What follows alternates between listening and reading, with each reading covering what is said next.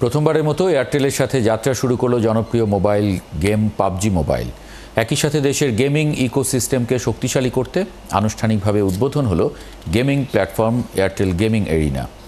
সোমবার রবি কর্পোরেট অফিসে এক সংবাদ সম্মেলনে জনপ্রিয় মোবাইল গেম পাবজি মোবাইল এর সাথে কৌশলগত অংশীদারিত্বের ঘোষণা করে রবি আজিয়াটা পিএলসির ব্র্যান্ড এয়ারটেল।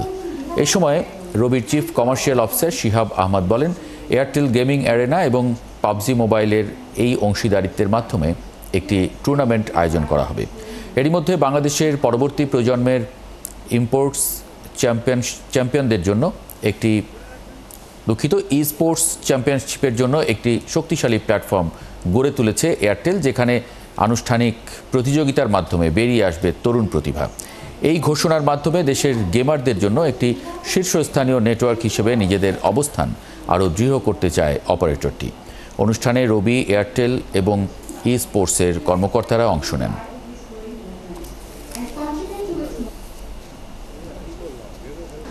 আমরা এয়ারটেলের এই ধারাটাকে অব্যাহত রাখতে চাই। এয়ারটেল তরুণদেরকে নিয়ে কাজ করে, যারা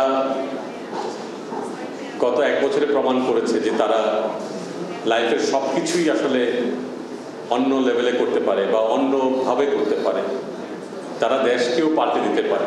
তার পাশাপাশি তারা নিজেদেরকে সময় সুযোগ মতো, প্রয়োজন মতো গেমিংয়ের থ্রুতে বা অন্য কোনো এভিনিউতে তারা এনজয় করতে পারে।